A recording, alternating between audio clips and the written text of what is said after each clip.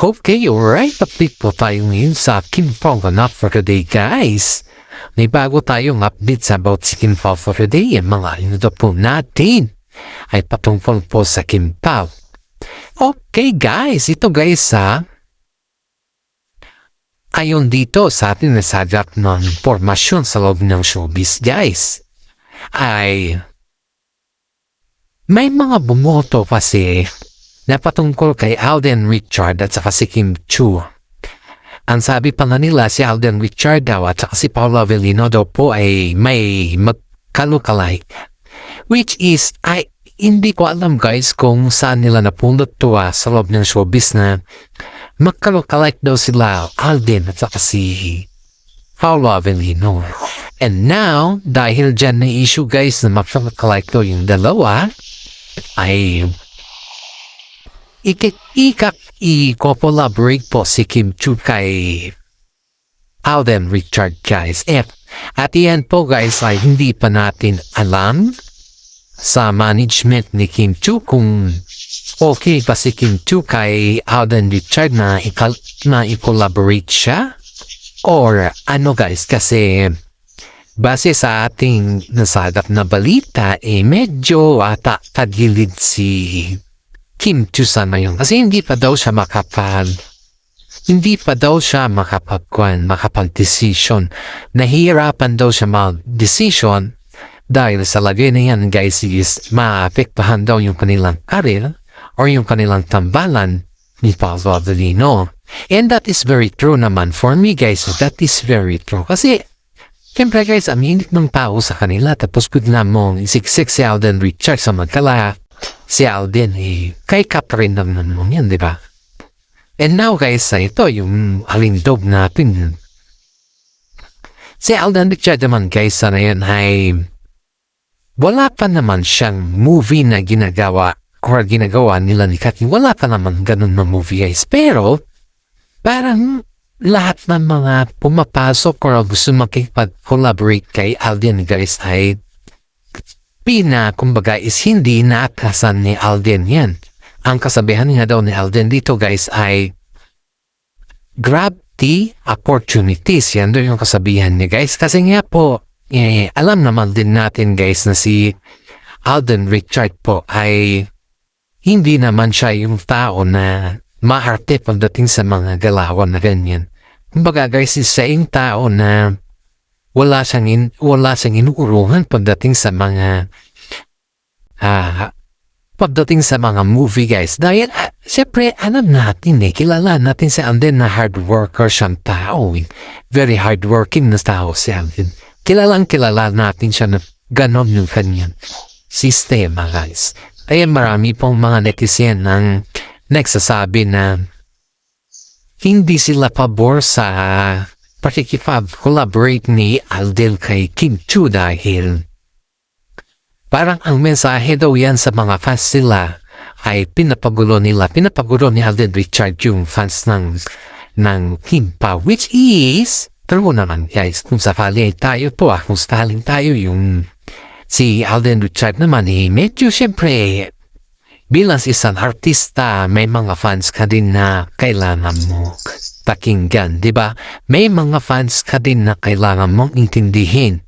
Pero sa as of now kasi, guys, yung mismong management nila ang nagsabi na hindi pa daw nila alam kung i-collaborate. Pero may mga nagsasabi, guys, na kamukha ni Alden Richard si Paolo Avellino at siguro naman daw is patok sa panlasan ng mga netizen kung sakaling gagawa sila Kim Chiu at saka si Alden Richard ng movie, ng bagong movie. Aba, ito, guys, sabi ng ating mga kasama sa showbiz.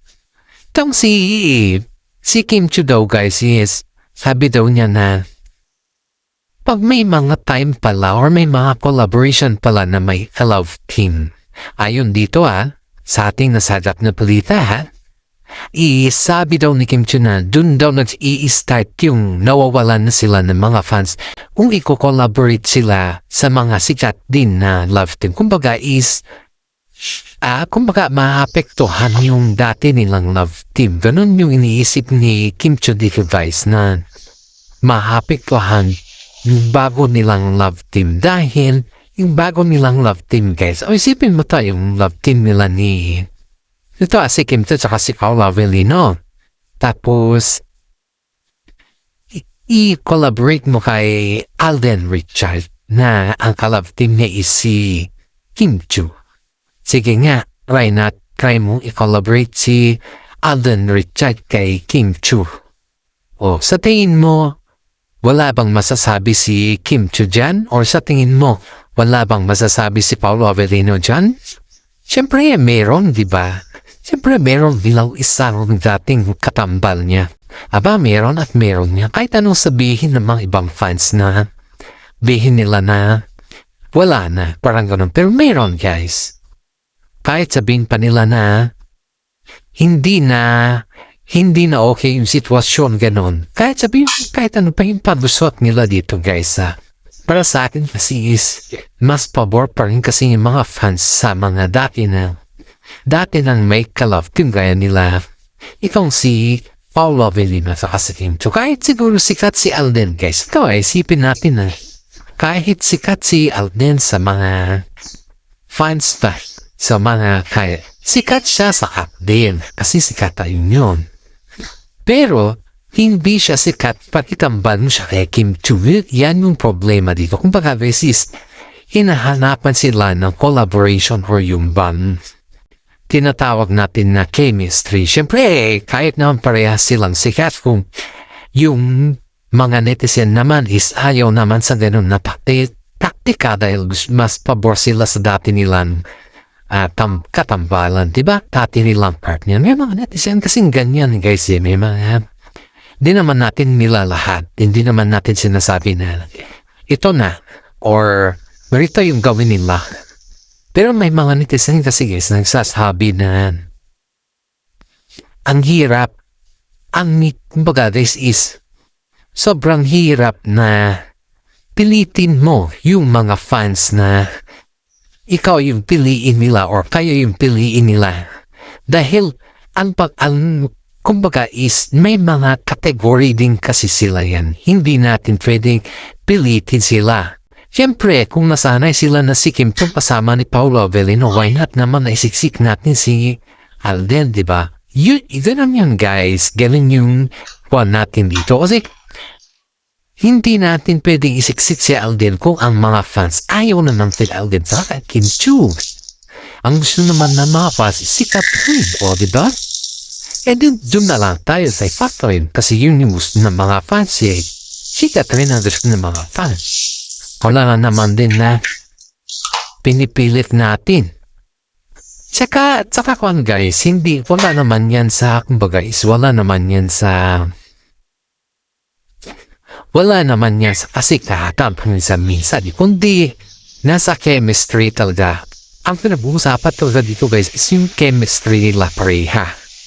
Yung chemistry nila na kung saan ay dapat malaman natin kung tama ba yung ginagawa nila na tama ba na makikollaborate si Alden Richard kay Kim Chiu or mali? Kasi para sa akin, hindi na kasi tama. Okay na yung kay Kim Chiu at si Paolo Avellino. Pero yung kapag-collaborate pa lang si Alden Richard kay Kim Chiu, parang ang labo na, guys. Dala na buwan po ako, guys, kasi ako yung tatanungin nila about sa kanila. Dahil itong si Alden Richard, siyempre sikat siya. Sikat siya dahil kay Catherine. Aba, baka mamaya yan, guys, is yung kung makipag-collaborate siya kay Kim Chiu at alam niya ang ganda ng chemistry na Paolo Avellino sa kasigan, baka ibaba siya ng mga Kim Pao fans. Kasi kapag loyal to kasi sa isang tambalan, ito na yung masasabi ko dito, ito guys, base sa ating experience, ay kapag mahal ng mga taong bayan or mga fans ang isang tambalan, kapag iyan ay ginulo mo, may kwan ka. May kakahinatnan ka, which is ibabas kanila ng todo at alam yan ni Paolo Avellino kasi naging ganyan talaga yung taktika sa showbiz. Kasi yan talaga yung taktika sa showbiz. Wala tayong, hindi natin pwedeng sabihin na hindi siya ibabas kasi yan talaga yung taktika sa showbiz. At saka hindi lang yan guys, ito pa. Siyempre, alam na mga netizen na si Kim Chiu ay pabor lahat kay Paolo Avellino, diba? Alam na mga netizen yan. Pero, pagdating kay Alden Richard, ibabas at ibabas rin si Kim Chiu dyan. Hindi lamang po si Kim Chiu ang ibabas dyan at hindi lamang po si Alden Richard, baka pati yung management nila na kung saan nag-oo sa kanilang collaboration. Ang daming mababas sa kanila guys, lalo't napakainit ang Kim Pao na fans at Kim Pao ng loyalista rin. Ang daming Kim Pao ng loyalista rin guys, kaya tayo ay medyo dahan-dahan tayo dahil anytime, anywhere, ganun nga, kapag hindi nila nagustuhan yung performance or may collaborate sila sa kanilang idol ay delikado tayo niya. Kaya sana naman Alden Richard ay maghanap pa na lang ng ibang movie mo ba na wag ka na naman manggulo. Dahil kahit naman siguro ikaw ay naghahanap buhay lang, siyempre normal lang naman yan na kahit saan naman tayo pwede, siyempre trabaho lang. Pero hindi naman lahat sabihin natin na trabaho lang kung may mga fans din naman tayo yung nasa gasahan. Yun yung palagi natin tatandaan guys na kapag tayo po ay nasa level ng kasikatan, may panahon din tayong dati pa at baka yan yung dahilan baka yan yung umpisa ninyong pagdapa ba. Yan yung palagi nating kwan. Kasi sikat na sikat ka ngayon at saka kay Catherine ka nakafocus Yan nga, yung sinasabi natin na may panahon din yung pagdapa mo. Baka siguro kapag mag-oo ka dyan sa collaboration, baka yan yung umpisa ng pagdapa mo.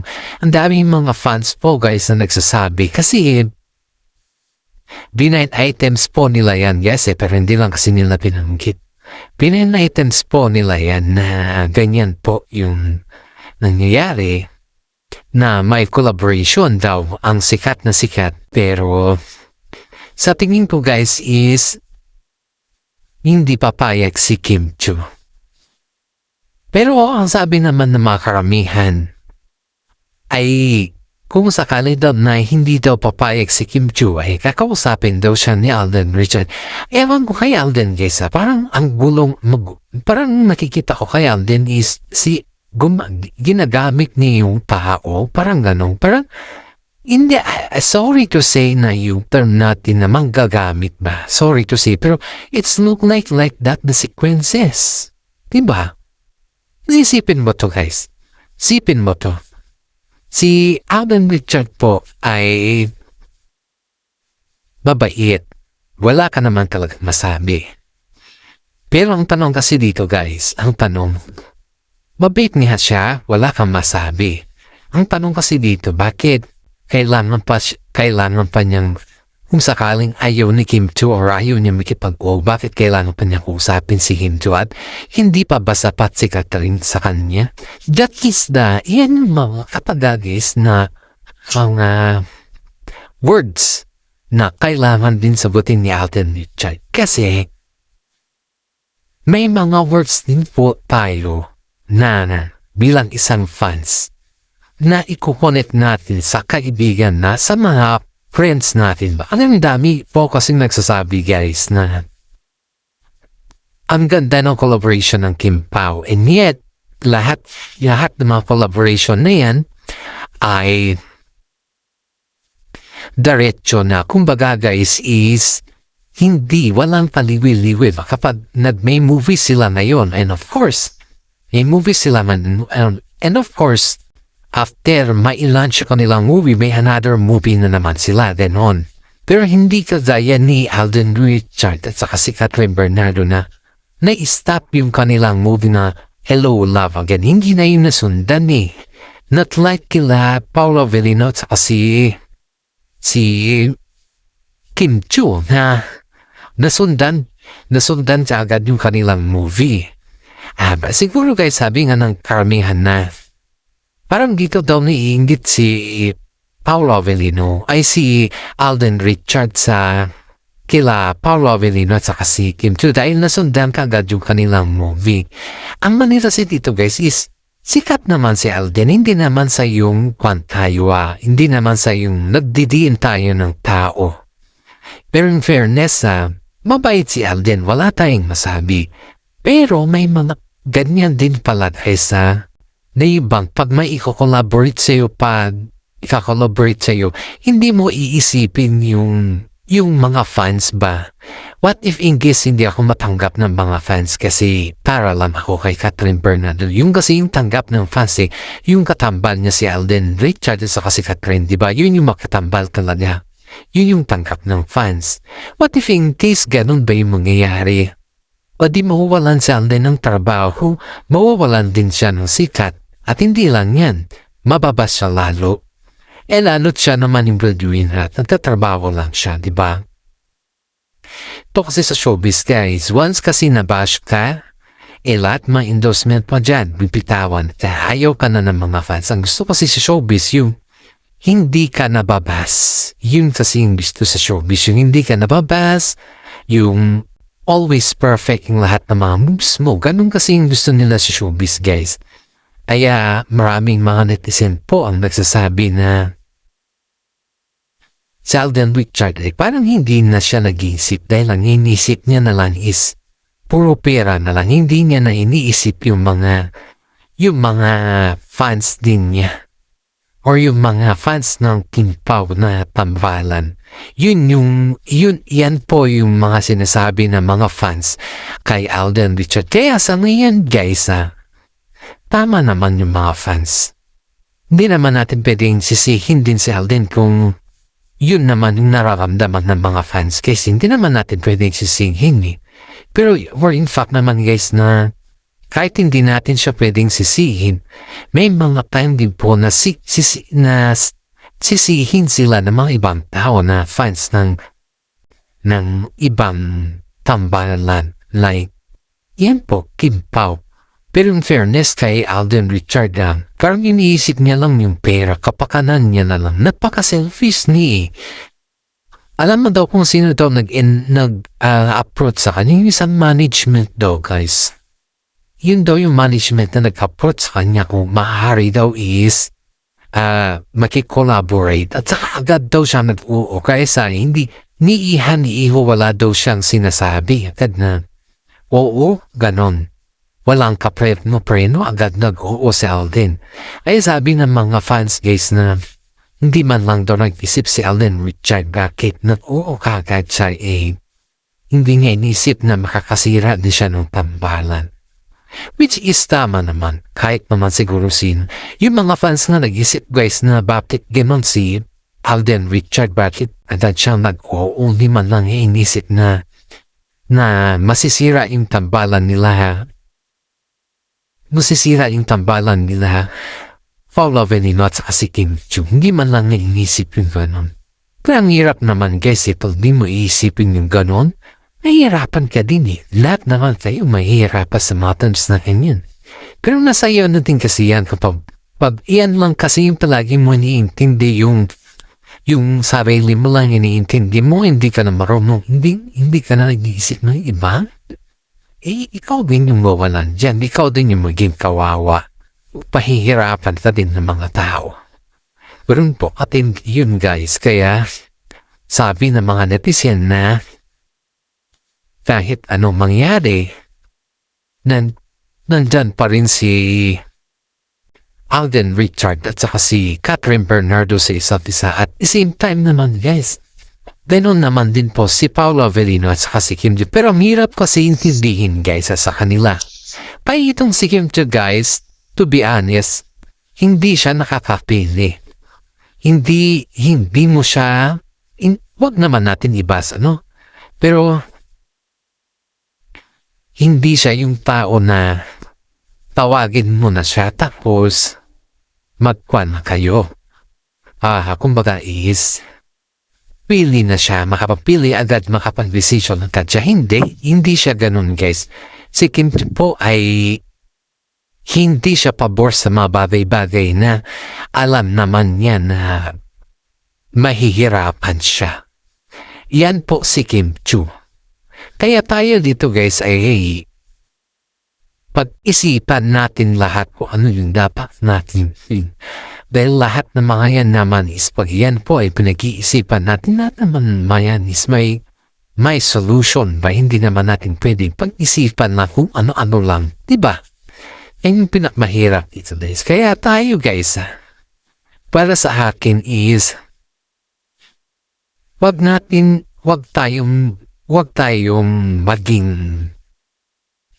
tayong maging kumbaga is wag tayong maging makasarili. Kasi pag ikaw naman kasi makasarili, guys, isipin mo din na hindi abang buhay, hawak mo din sila. Diba? Tayo wag tayong masyadong makasarili sa lahat. Kasi marami din magsasabi din, guys. Yung mga kasama mo po, no? Is, ay sila din po yung magiging katampad mo sa lahat ng bagay. Kaya hanggang dito na lang po yung ating updates. Maraming salamat at God bless po sa ating lahat.